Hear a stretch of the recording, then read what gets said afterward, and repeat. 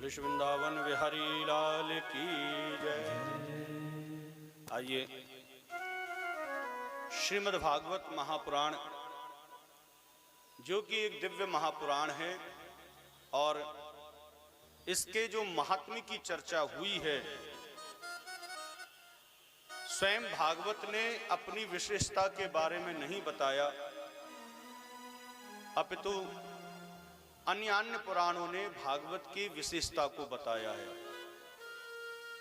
आप अपनी अच्छाई को स्वयं अपने मुख से बखान करते हैं तो वह अभिमान का प्रतीक होता है और उसको समाज स्वीकार नहीं करता।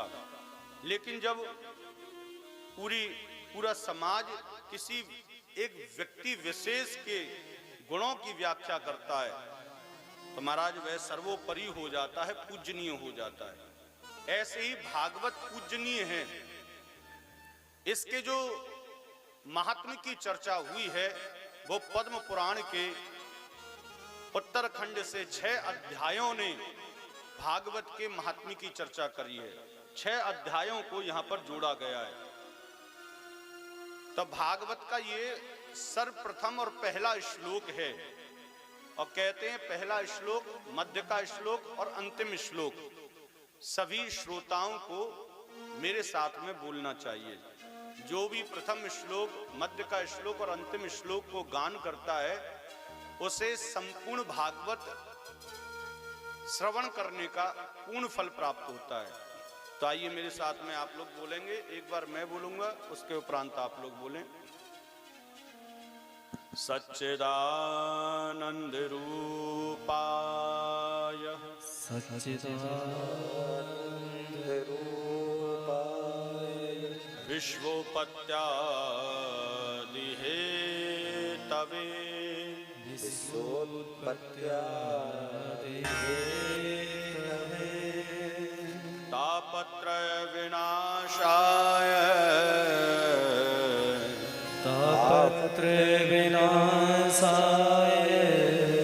श्री कृष्णाय वयं नमः। श्री कृष्णाय वयं नमः। श्री कृष्णाय वयं नमः। श्री कृष्णाय वयं कृष्णाय वयं नमः। श्री कृष्णाय वयं नमः। सच्चिदानंद रूपाय विश्वोपत्यादि हेतवे तापत्र विनाशाय श्री कृष्णाय वयं नमः। सच्चिदानंद जिसमें ठाकुर के स्वरूप और स्वभाव के बारे में व्याख्यान किया गया है, ऐसा ये परम दुर्लभ श्लोक है। सद यानी कि सत्य, चिद यानी कि प्रकाश अर्थात ज्ञान और आनंद यानी कि आनंद स्वरूप स्वयं ठाकुर जी। सबसे पहली बात है, बोले भगवान कैसा है? बोले सत स्वरूप है। इस दुनिया में सत्य यदि कोई है तो वह ईश्वर है और हम लोग सब के सब असत्य हैं। किसी ने, दार्शनिक ने बड़ी सुंदर बात कही है, ब्रह्म सत्य जगत मिथ्या, सांचो एक राधा रमण दूजो न कोई। ईश्वर सत्य है और हम सब असत्य हैं। लेकिन क्या ये बात हमारे हृदय में उतरती है कि महाराज ईश्वर सत्य है और हम असत्य हैं? ऐसा तो नहीं होना चाहिए, क्योंकि ईश्वर ने हम सबको बनाया है। वो यदि परमात्मा है तो हम सब उसकी आत्मा हैं, और जब हम उसी की आत्मा हैं तो वो सत्य और हम असत्य कैसे हो सकते हैं? प्रेम से बोलो। केवल एक छोटा सा अंतर है, वो भी सत्य है और हम भी सत्य हैं। अंतर छोटा सा क्या है? बोले वो अपवर्तनीय सत्य है और हम सब परिवर्तनीय सत्य हैं। परिवर्तनीय सत्य उसको कहते हैं जो क्षण क्षण सत्य बदलता है। अपवर्तनीय सत्य उसको कहते हैं जो कभी नहीं बदलता। प्रेम से बोलो। सद यानी कि सत्य। सत्य कौन है? बोले सत्य ईश्वर है। देखो, वैसे हम लोग भजन करें ना करें, लेकिन ईश्वर सत्य है इसको हम तब मानते हैं जब एक शव को लेकर 4 व्यक्ति कांधे पर जा रहे हों शमशान की ओर, और उसके पीछे पूरी दुनिया चलती है और एक नारा लगाते हुए चलती है। आप उस नारे को याद करें, क्या कहते हैं उस समय? राम नाम, राम नाम। बहुत से तो बोल ही नहीं रहे, कहीं यही नहीं हो जाए।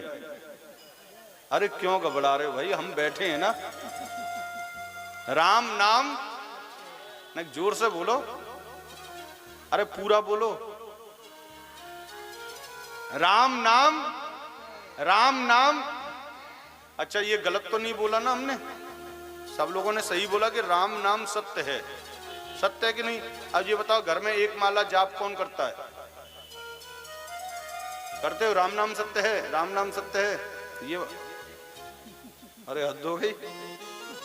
अरे राम नाम सत्य है, ये असत्य नहीं है, सब लोगों ने स्वीकार किया है। बोले हाँ महाराज राम नाम सत्य है। तो घर में आप जाप तो करते होंगे कि नहीं करते? नहीं करते? राम नाम सत्य है की माला जाप करते हैं? राम नाम सत्य है, राम नाम सत्य है, राम नाम सत्य है, राम नाम सत्य है, राम नाम सत्य है, राम नाम सत्य है। नहीं करते। पता है क्यों? क्योंकि आप लोगों को 4 कंधे पे नहीं जाना है। पता चला एक माला का जाप किया और दूसरे दिन महाराज 4 कंधे पे शमशान की ओर जा रहे हो। मनुष्य के अंदर मृत्यु का भय ऐसा बैठा हुआ है कि वो चाहकर भी दिखा नहीं सकता है कि मुझे डर लगता है, लेकिन भय हमेशा बना रहता है। वो राम नाम सत्य है नहीं बोल सकता है। अब बोलता है तो कहां बोलता है? बोले जब सबको देखता है। बोले आप नहीं बोलते, आपका डर आपसे बुलवाता है। राम नाम सत्य है, राम नाम सत्य है, राम नाम सत्य है। भैया सत्य राम का नाम है। ये दुनिया में जो हम झूठ बोलते हैं इसका आध्यात्म से दूर दूर तक कोई लेना देना नहीं है। इस गद्दी पर बैठकर यदि कोई संत कहता है कि सत्य बोलो, तो इसका मतलब यह है कि राम का नाम बोलो, कृष्ण का नाम बोलो। क्योंकि यदि आपने लौकिक सत्य की परिकल्पना करना प्रारंभ कर दिया कि यहां से बैठकर महाराज श्री ये कहना चाहते हैं कि कभी भी झूठ मत बोलो, तो ये दुनिया नहीं चल सकती। सत्य और असत्य के 2 पहिए हैं जिस पर ये पूरा जीवन टिका हुआ है। आप चाह कर भी सत्य नहीं बोल सकते, और यदि आप सत्य बोलना संकल्प लेकर सत्य बोलना प्रारंभ भी करते हैं तो आप अपने परिवार के नहीं रह सकते। क्योंकि सत्य वो बोल सकता है जिसके आगे पीछे कोई संबंध ना हो। प्रेम से बोलो, कोई है इस दुनिया में जो सत्य बोलकर व्यापार कर ले? कोई नहीं है। बिना झूठ के कोई व्यापार चल नहीं सकता। तो ये लौकिक सत्य की चर्चा नहीं हो रही, अपितु अलौकिक सत्य की चर्चा हो रही है, जिसमें संत महात्मा महामंडलेश्वर बड़े बड़े देवात्माएं केवल एक ही बात कहते हैं, बच्चों सत्य बोलो, सत्य बोलो, सत्य बोलो। और सत्य कौन है? बोले राम नाम सत्य है। सत्यम शिवम सुंदरम। बोले शिव कौन है? बोले सत्य हैं। गीता में भगवान श्री कृष्ण कहते हैं सत्यम श्रूयात सत्यम ब्रूयात। ज्यादा से ज्यादा सत्य बोलो और ज्यादा से ज्यादा सत्य सुनो।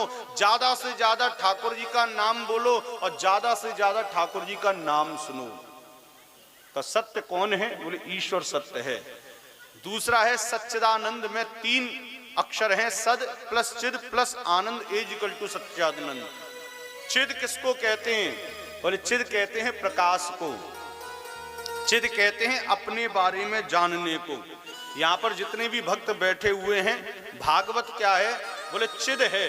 भागवत क्या है? बोले दर्पण है। और दर्पण एक ऐसी वस्तु है जो कभी झूठ नहीं बोलता।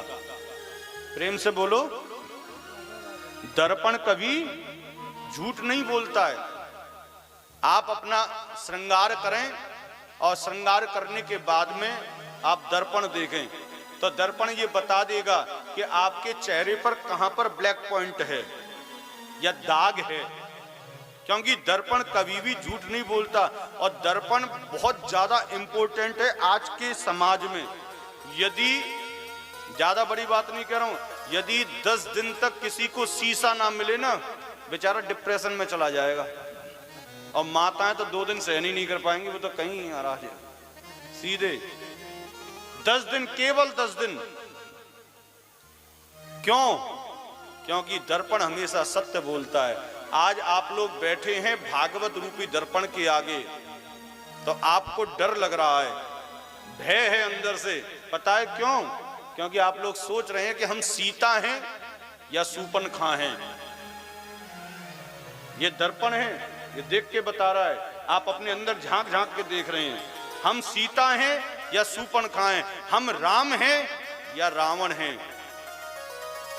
हम कौन हैं, हमने कितने पाप किए हैं, हमने कितना पुण्य किया है, हमने कितना भगवान का भजन किया है, हमने कितना नाटक किया है, हमने कितना दिखावा किया है, हमने कितना सचमुच किया है। ये भागवत दर्पण है, इसके सामने कुछ नहीं छिप सकता। ये दर्पण सब देखता है, सब दिखाता है, लेकिन बोल नहीं सकते। ये मन में चलता है, जिसको कहते हैं मनो मंथन।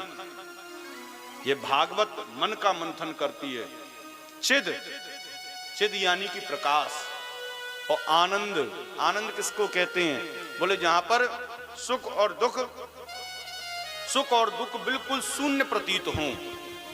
किसी को स्पंज पसंद हो, वो कितना भी खा ले लेकिन अंत में उसको दुख ही मिलेगा। किसी को रबड़ी पसंद हो, कितना भी खा ले अंत में उसको दुख ही मिलेगा। पता है क्यों? क्योंकि सुख का जो गोल चक्कर है, उस गोल चक्कर में दुख भी घूमता है। जैसे एक तरफ चंदा घूमता है तो एक तरफ सूरज घूमता है। जब सूरज निकलता है तो चंदा डूब जाता है, और जब चंदा निकलता है तो सूरज डूब जाता है। ऐसे ही ये सुख दुख है जो चक्र की तरह चलता है। सुख आता है तो दुख देकर जाता है, और दुख आता है तो सुख देकर जाता है। ये गोल चक्कर है। लेकिन इन दोनों के गोल चक्कर से जो परे वस्तु है वो है आनंद। नंद के घर कोई लड़का नहीं हुआ था, कोई छोरा नहीं हुआ था, कोई पुत्र नहीं हुआ, बोले नंद के यहाँ आनंद हुआ था। नंद के घर आनंद भयो, जय कन्हैया लाल की। प्रेम से बोलो। तो कहां हुआ था? बोले गोकुल में। गोकुल किसको कहते हैं? बोले मन को। बोले कैसे गोकुल में पैदा होता है? बोले जिसके मन की 2 वृत्तियां हों। जिस गोकुल में 2 पुरुष रहते हो, एक यशोदा और एक नंद। नंद किसको कहते हैं? बोले जो दूसरों को आनंद दे। और यशोदा किसको कहते हैं? बोले मां जो दूसरों को यश प्रदान करे। जिस मन की वृत्ति 2 प्रकार की हो, एक तो दूसरे को खुश रखना और एक दोनों हाथों से लुटाना, ऐसे के घर में स्वयं भगवान श्री कृष्ण आते हैं। ऐसे के घर में स्वयं आनंद स्वरूप भगवान श्री कृष्ण आते हैं। वो सुख और दुख से परे हो जाता है। प्रेम से बोलो। सच्चिदानंद रूपाय विश्वोपत्यादि हेतवे तापत्रय विनाशाय श्री कृष्णाय वयम नमः। ऐसे परम पिता परमात्मा भगवान श्री कृष्ण को हम हाथ जोड़कर प्रणाम करते हैं। आगे महाराज बड़ी दिव्य कथा प्रारंभ होती है। 88,000 शौनक ऋषि विराजमान हैं और एक अद्भुत चौकी पर श्री सूत जी महाराज विराजमान है। सूत जी कौन हैं? बोले महाराज ब्लोम जाति में उत्पन्न हुए श्री सूत जी महाराज, जिनकी आयु मात्र 16 वर्षीय है। एक बड़ा सुंदर श्लोक आता है। बोले धन वृद्धा बल वृद्धा आयुर्वृद्धा स्थितैव चा ते सर्वे अपि ज्ञान वृद्धास किंकरा शिष्य किंकरा। कोई धन में बड़ा होता है उसे बड़ा नहीं कहते, कोई बल में बड़ा होता है उसे बड़ा नहीं कहते, कोई आयु में बड़ा होता है उसे बड़ा नहीं कहते। बोले जो ज्ञान में बड़ा होता है वो सबसे बड़ा होता है। हमारा भारत वर्ष धन्य है जहां पर किसी की प्रौढ़ता आयु से नहीं, धन से नहीं, बल से नहीं, अपितु ज्ञान से नापी जाती है। प्रेम से बोलो। एक मजे की बात मैं आपको बता देता हूं। जो भी इस गद्दी पर बैठा है ना, वो यौवन अवस्था का ही बैठा है। आज से पूर्व श्री सुखदेव जी महाराज 12 वर्ष के थे, घर छोड़ के चले गए। 16 वर्ष बाद में, अर्थात जब 16 वर्ष के हुए तब राजर्षि परीक्षित को कथा श्रवण कराई। यहाँ पर सुनने वालों की उम्र ज्यादा है और सुनाने वाले की उम्र हमेशा कमती रही है। भागवत पुराण को ले लो, देवी भागवत को, कोई भी पुराण को उठा लो, सुनाने वाले कम उम्र के रहे हैं, 110 वर्षीय, और सुनने वाले हजारों 88,000 सौनक ऋषि जिनकी लंबी लंबी आयु है, हजार वर्षों की उनकी आयु है, और जिनकी लंबी लंबी जटाएं हैं, उसको एक छोटा सा बालक 110 वर्षीय प्रबोध दे रहा है, ज्ञान दे रहा है। आज सौनक ऋषि हाथ जोड़कर कहते, महाराज ऐसी कथा सुनाओ जो हमारे कर्णों को प्रिय लगे।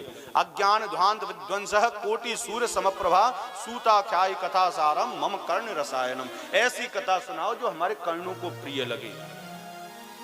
श्री सूत जी महाराज कहते हैं, बोले एक बार की बात है, जब भी कथा कहीं से प्रारंभ होती है तो वो भक्त से ही प्रारंभ होती है। और इस शास्त्र में सबसे बड़ा जो भक्त है वो महर्षि देवगुरु श्री नारद जी हैं। नारद जी, एक बार की बात है, नारद जी विचार करते हैं, बोले पृथ्वी पर घूमकर आऊं।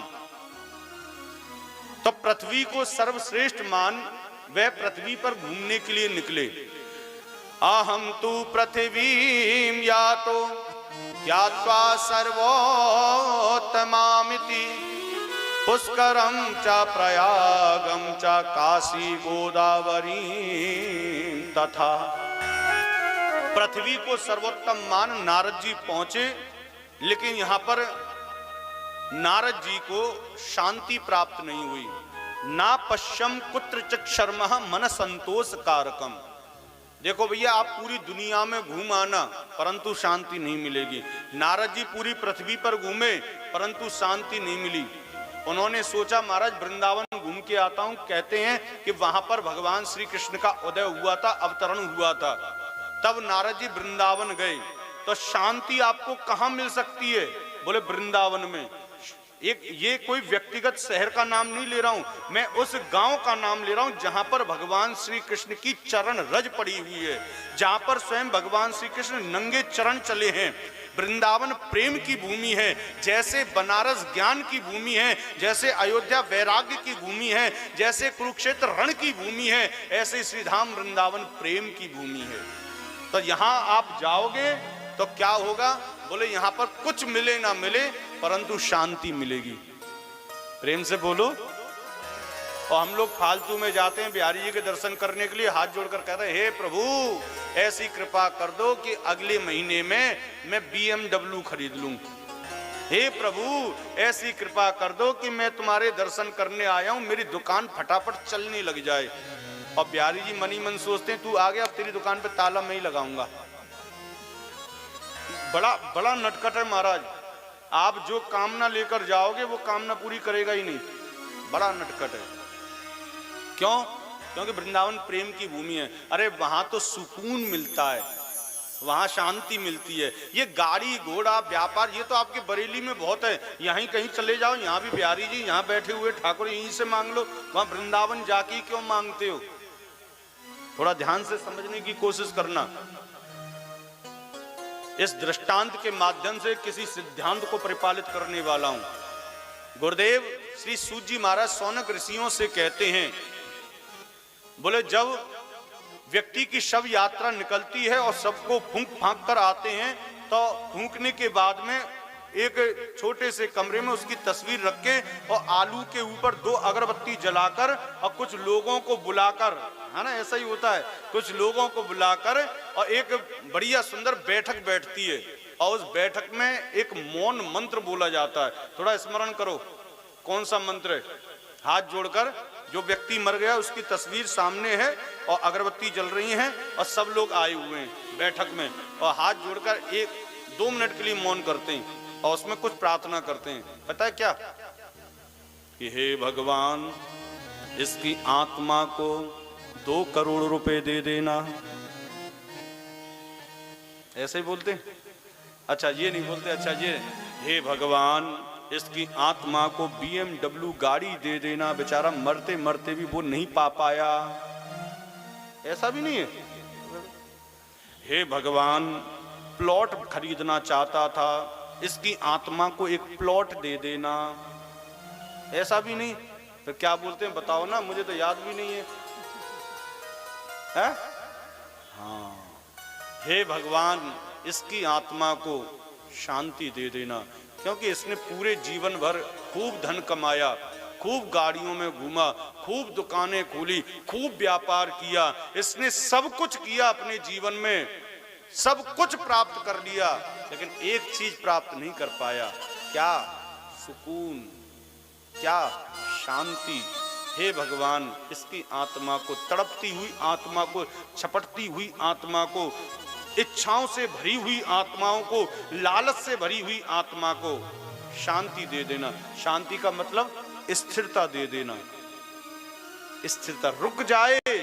आप देखो यहां से झांक कर देखो, पब्लिक भाग रही है, कोई यहां जा रहा, कोई यूं जा रहा, कोई यूं जा रहा, कोई यूं, और आप जाकर किसी को भी खड़ा करके पूछ लो, भैया कहां जा रहे हो? बोले काम से जा रहा हूं, काम से जा रहा हूं। और किसी से पूछ लो, बोले कहां जा रहे हो? बोले काम से जा रहा हूं। बेचारा काम से जाते जाते एक दिन काम से ही चला जाता है, काम तमाम हो जाता है, हमेशा व्यस्त, हमेशा काम से जा रहा हूं। और यहां पर किसी से पूछ लो कहीं जा रहे हो? बोले नहीं, नहीं, बैठे हैं बिल्कुल स्थिर। बोले सुकून कहां मिलता है, शांति कहां मिलती है? बोले एक सत्संग है, एक श्रीधाम वृंदावन है, एक आध्यात्मिक शहर है, एक सत्संग है जहां भागवत होती है। और वृंदावन और भागवत ये दोनों एक दूसरे के पूरक हैं, क्योंकि जहां भी भागवत होती है वो स्वयं वृंदावन धाम बन जाता है। ये वृंदावन धाम ही तो है। आप सभी को देखकर मेरे दिल में ये ख्याल आ रहा है, मेरा श्याम यहीं पर है, ये हकीकत हुआ जा रहा है। यूं तो कोसों दूर है मेरा वृंदावन, पर आज मुझे वृंदावन यहीं पे नजर आ रहा है, यहीं है वृंदावन। प्रेम से बोलो। तो भैया शांति कहां मिलती है? बोले सत्संग में शांति मिलती है। तो नारद जी शांति ढूंढने कहां गए? बोले वृंदावन। और जैसे वृंदावन में एंट्री करी, एक कन्या ने आवाज लगाई, भो भो साधो क्षणम तिष्ठः मत चिंता में नाशयः। हे साधो रुकिए, ठहरिए, मेरी चिंता का स्मरण करिए, मेरी चिंता को मिटाकर आप आगे प्रस्थान कीजिए। नारद जी लौट कर आए, उस सुंदर कन्या को देखा और देखकर प्रश्न किया, देवी तुम कौन हो? उसने अपना परिचय दिया, अहम भक्तिर्दिख्याता एमौ में तनयौ मतौ ज्ञान वैराग्य नामानौ काल योगे न जर्जरौ। अहम भक्तिर्दिख्याता, बोले मेरा नाम भक्ति है। बोले कष्ट क्या है?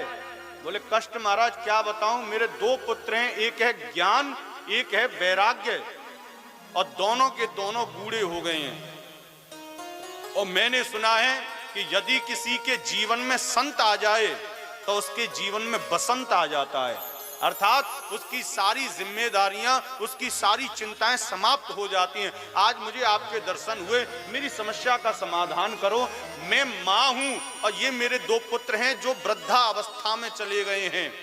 नारद जी ने कहा ये तो प्रकृति के विरुद्ध आप बात कर रही हैं। प्रकृति का नियम है कि माँ बूढ़ी होती है और बच्चे यौवन होते हैं, आप तो उल्टा ही बोल रही हो। बोले महाराज यही तो मेरा सबसे बड़ा कष्ट है। बोले तुम हो कौन? बोले मेरा नाम भक्ति है, मैं साउथ में पैदा हुई हूँ, महाराष्ट्र में आई, मुझे वृद्धि प्राप्त हुई, जब मैं गुजरात पहुंची वहां बूढ़ी हो गई, और मैं जब वृंदावन पहुंची तो यहाँ पर मेरे पुत्र बूढ़े हो गए, लेकिन मैं जवान हो गई। वृंदावन पुनः प्राप्य नवी नेव स्वरूपणी। बोले वृंदावन पहुंच के मुझे तो नया स्वरूप मिल गया, परंतु ज्ञान वैराग्य अभी भी पूर्ण नहीं हुए। महाराज कृपा करो। बोले जहां पर ज्ञान और वैराग्य, देखो बुढ़ापे का मतलब क्या है? बोले जहां पर ज्ञान वैराग्य यूजलेस हो, जिसका प्रयोग ना हो, और वृंदावन में ज्ञान का और वैराग्य का प्रयोग नहीं होता है। प्रेम से बोलो, कोई प्रयोग नहीं होता है। एक संत महात्मा स्वयं पाकी थे, जो स्वयं बनाते स्वयं खाते। एक दिन वृंदावन में पहुंचे, वृंदावन में बिहारी जी के दर्शन किए, दर्शन करने के बाद में स्वयं बनाकर पाने वाले थे। उसी समय एक छोटा सा बालक आया। बालक ने कहा बाबा ने मुंह को चटा दे जो तेने बनायो है। बाबा ने मने कर दी। बोले थोड़ा सा है मैं पाऊंगा क्योंकि मैं स्वयं पाकी को व्रत धारण करूं। बोले अच्छा धर्रक अपनी धर्मशाला मोना चाहिए तेरो। ऐसे कह के महाराज वो चले गए। इसके हृदय में पीड़ा उठने लगी। बोले कौन था जो मुझसे मांग रहा था? मेरे अंदर ऐसी पीड़ा क्यों हो रही है? मेरे अंदर ऐसा भय क्यों जागृत हो रहा है? वह बिहारी जी के मंदिर में गया और जैसे बिहारी जी को देखा और उस बालक को याद किया, बिहारी जी और उस बालक की शकल बिल्कुल सेम थी। वह छटपटाकर धरती पर गिर पड़ा। अरे ठाकुर आप मेरे पास में स्वयं बालक के स्वरूप में आए थे, मुझसे हाथ करके मांगा था परंतु मैं आपको नहीं दे पाया। अरे मेरा जीवन बेकार हो गया। मैंने स्वयं पाकी का व्रत किया ही इसलिए था कि एक दिन स्वयं ठाकुर जी आएंगे और मुझसे हक करके मांगेंगे और वो खाएंगे तो मेरा स्वयं पाकी का व्रत पूरा हो जाएगा। लेकिन मैं बड़ा दुर्भाग्यशाली हूं कि आप आए भी थे लेकिन महाराज मैं आपको कुछ खिला नहीं पाया। स्वयं पाकी का व्रत करने का मतलब क्या है? बोले स्वयं ठाकुर जी एक दिन आकर पालें, वहीं स्वयं पाकी के व्रत की पूर्णता हो जाती है। प्रेम से बोलो।